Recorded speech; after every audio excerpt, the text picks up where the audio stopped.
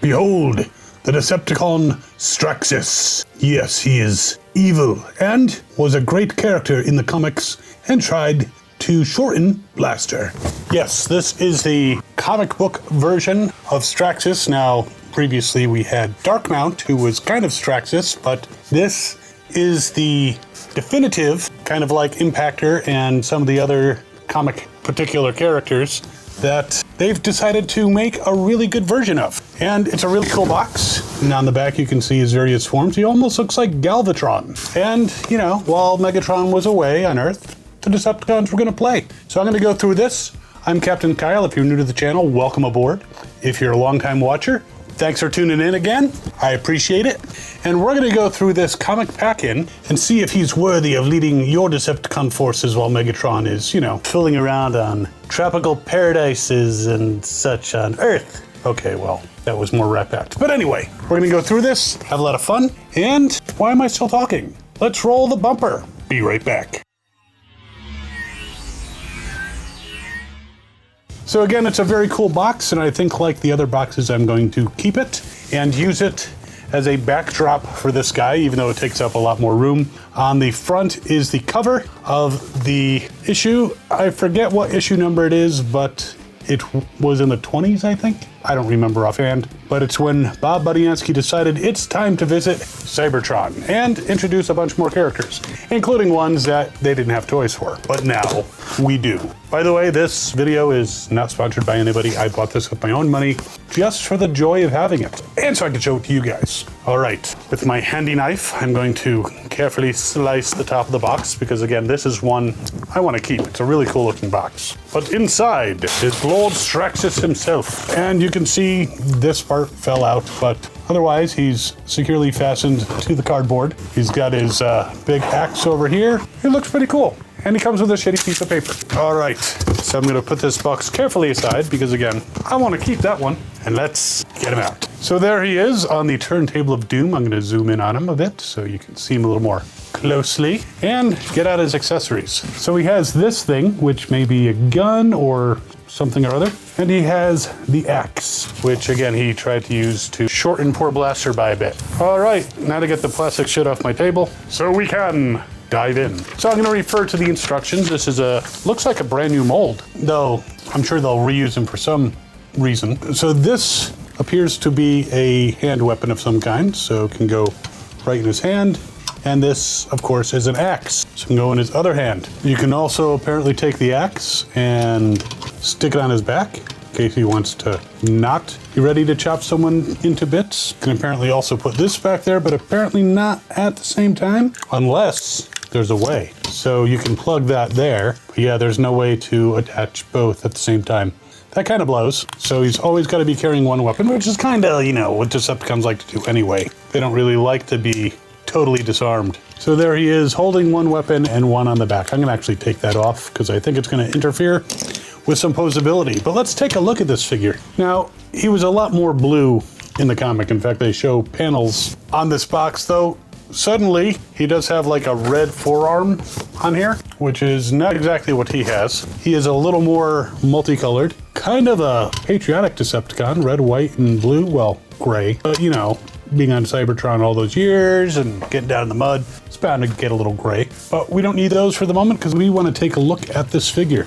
The face, definitely, look at that face. He is Straxus. And I just love the overall deco, though I am not seeing a Decepticon symbol, which is a little disappointing because, you know, he's a Decepticon, quite obviously. Maybe it's somewhere else on him, maybe in his weapon mode. We'll have to see. But let's give him a spin on the turntable of doom. He's got this interesting cover that moves, and I think that's where the gun thing goes. But yeah, I don't, unless he is a heavy retooling, he might be a heavy retool and remold of Galvatron. But if that's the case, I mean, you can put the gun on the arm too. So I'm a little curious if he is a remold of Galvatron. Now there's been 4 versions of him. One was the dark mount that I mentioned earlier. One was also dark mount, but recolored because that's what they do for the United line. Then there was the one from United X, and he was like an ice pick I don't know why they're calling him that. But then, yes, he is a heavy retooling of the War for Cybertron Kingdom Galvatron figure. So he did it first, before Galvatron. So let's check out his posability. We've already seen he is affected by physics. So he does have some ankle swivels here, though as you move them out, it kind of rubs a little here, which is interesting. But he has those. Even without them, he can achieve a wide stance. Now, I have a feeling he can do this. That hurts us looking at it. He can actually go with his toes a little higher, so he could be on 2 chairs. Yes, he can do a full Jean-Claude Van Damme. Now, if you raise up his crotch cover, he can kick pretty high, can kick decently backwards, and very nice side kick. And then if you really want to get up there, he's both bending at the knee, about 90 degrees, and leg swivel. So you can put him in a pretty dynamic pose, making use of all of those ankle swivels and all that stuff. So you can look pretty dynamic. It's kind of wobbling now.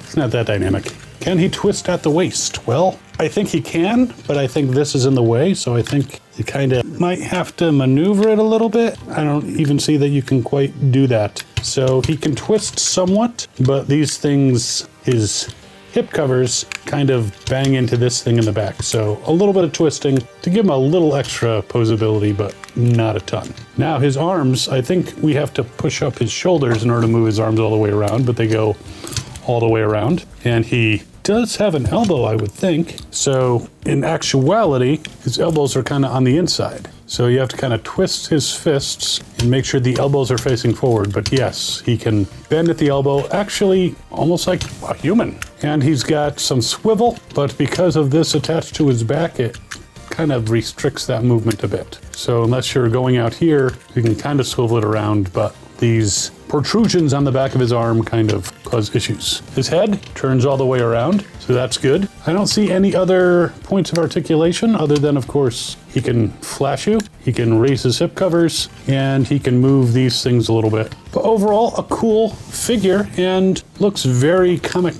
accurate. And this piece pops into the back, so it kind of reduces the kibble effect a little bit. I like him overall. Very good representation of the comic version of this character. And the weapons are a nice touch. I really like the axe. And the arm cannon's kind of cool. Again, kind of reminiscent of Megatron, Galvatron. He is a Decepticon leader, just, you know, not one of the ones that we're that familiar with. Because of his only being in a couple comics, I'm sure there's some version of him that showed up later on in IDW or something, but I'm wondering how popular this toy is going to be. It's very cool for those of us who reminisce about the old Marvel days and the Car Wash of Doom and the King Buster on the Tropical Island and the Smelting Pool and, you know, people like Scrounge. But I just have to wonder if maybe he's not going to be as popular with some of the newer fans who aren't as familiar. But you never know. They could decide to go old school. So very cool figure. I am going to transform him into his cannon mode, and I imagine that the transformation is not all that different from Galvatron's, but we will see. One thing I noticed during the transformation, he has heels, which I did not extrude because he seemed to be standing well enough, but that adds to the stability, which is nice, and doesn't really change the rubbing of the ankle swivels, but I'm looking at the instructions and it's like, flip these in. I didn't flip them out, so don't flip out. So I'm pretty sure I got him right. There were a few things where I was like, I don't remember this on Galvatron, but again, it's a heavy retooling. There he is in his cannon mode. Weapon storage right here. The axe is right on his back, and it kind of adds a little sinister kind of pointy thing. He's got this rear access hatch that, well, we're not even going to talk about the kink, but this is open. I don't know if someone can load him from behind. Get your mind out of the gutter, Logan. But yeah, pretty cool version of the laser cannon that he became in the comics. I mean, they're trying to save money over at Hasbro so they can continue to put out Transformers. So I don't mind the fact that they're retooling and remolding. At least it's not a straight up repaint with maybe a slightly different head. This is pretty cool, I have to say. I'm pretty sure I have it right. These legs don't thrill me. And it looks like you could potentially put some 5mm weapons in here and add to his firepower. Why not? But very cool toy in his laser cannon mode. To his nuzzle, he's almost 10 inches long. So that is pretty cool. No electronics, but you know, what can you do? Can't have everything. and it just feels like all the parts have a purpose, which is pretty cool. So I definitely recommend Lord Straxus for your Cybertron contingent of the Decepticons. Almost 7.5 inches tall, and he's a pretty badass Decepticon. I like him.